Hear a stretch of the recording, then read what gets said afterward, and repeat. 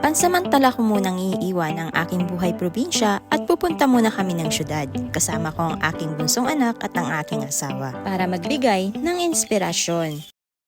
Magandang araw! Dahil sa pagiging nanay na magsasaka ko, kaya inanyayahan tayo na magbahagi ng karanasan bilang isang nanay na nagtatanim ng gulay. Nang sa ganon ay maengganyo din yung mga nanay na katulad ko na magtanim ng gulay at kung ano na itutulong nito sa pamilya ko. Pagkagaling nga namin ng bukid, dumiretso kami dito sa family house para magpahatid nga sa airport. Nagpahatid nga kami sa pamangkin ng aking asawa at siya na rin na mag-uuwi ng motor namin. Dito nga po kami dumaan sa may Tanza, sa may rotonda sa harap ng Robinson Tuguegarao. At dahil hindi rush hour, kaya di traffic. Kasi kapag rush hour ka ding dumaan dito, ay siguradong mata-traffic ka din. Tapos ito po yung daan na papasok po papuntang airport. Dahil ang flight nga po namin ay 9:25 AM, kaya in medyo nagahan na namin pumunta para maaga din kami makapag-check-in.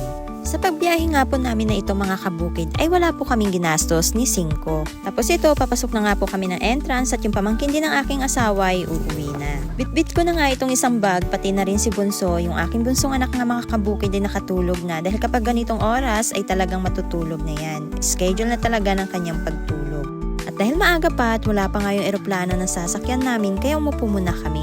At halos isang oras din nga po kami nag-antay at nang dumating na nga yung eroplano, eto naglalakad na nga kami para sumakay. At eto nga po ang kauna-unahang pagkakataon na makakasakay kami ng eroplano. Dahil madalas kapag pumupunta kami ng Manila ay madalas by land nga ang biyahe namin. At dahil kompleto na nga po lahat yung pasahero, kaya eto naghahanda na rin yung eroplano para nga po lumipad. At ganito nga po pala ang pakiramdam kapag sasakay ka sa eroplano dahil first time nga lang namin kaya medyo nahilo-hilo pa mga kabukid. At habang pumapaitaas nga itong eroplano mga kabukid, makikita mo nga yung himpapawid na napakaganda ng mga kaulapan.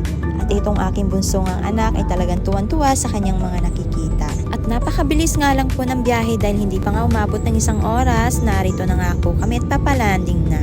At nandito na nga po kami sa Ninoy International Airport at naglalakad na para palabas ng airport. At dahil yung aming sundo ay naghihintay na. At kami ay kanyang ihahatid dun po sa hotel kung saan po kami mag-check-in. At nung nandito na nga po kami sa hotel, grabe mga kabukid at nakakalula nga yung tataas ng building dito sa may Makati Avenue. At itong bunso ko nga ay ang saya-saya niya habang eto nakahiga dito sa kama. Tapos dahil tanghali na din mga kabukid, kaya pumunta muna kami kumain sa labas. At naghanap nga po kami ng makakainan na malapit nga lang doon sa aming tinulayang hotel. At dito nga po kami nakahanap at yan si baby nga yung unang na-serve yung kanyang pagkain kaya pinakain na namin.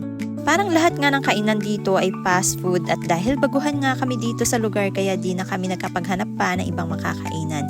At talagang nalula nga kami sa mahal ng mga pagkain dito. Pagbalik namin ng hotel, nakatulog ulit si Bunso. Kinagabihan, mag-ayos na naman tayo mga kabukid at pupunta nga ulit kami maghahanap ng makakainan. Tapos nagising na rin yung aking bunsong anak at yan, ang saya-saya dahil ang sarap po ng tulog niya. Samantalang kami ay di nga kami nakatulog. Tapos lumapit po siya sa akin at sumilip nga dito sa bintana para makita niya rin yung mga sasakyan na dumadaan. Itong kwarto po namin ay nasa 10th floor kaya kitang-kita nga yung mga sasakyan na dumadaan. Lumabas na po kami para kumain ng hapunan sa Wendy's at may kasama na nga po kami dyan mga kabukid. Fried chicken at saka spaghetti nga po yung in-order kong pagkain namin. At nakabalik na nga po kami dito sa hotel at yung aking bunsong anak ayan po talon ng talon dito sa bed namin. Hanggang dito na lang mga kabukid at maraming salamat sa inyong patuloy na panonood. See you in my next video!